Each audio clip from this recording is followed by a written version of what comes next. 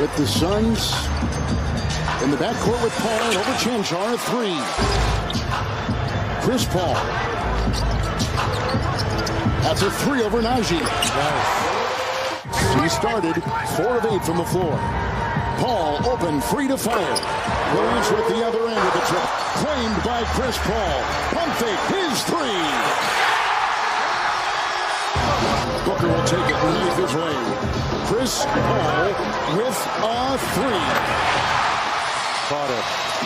Nothing. He's got Durant on one wing and on top Booker, and in the corner KD for three. And that's the spacing. No. The Harlan Jinx strikes again, people.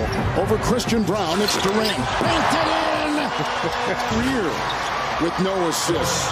Into the fourth, and this is his 13th. Oh, there's a beautiful three by Durant.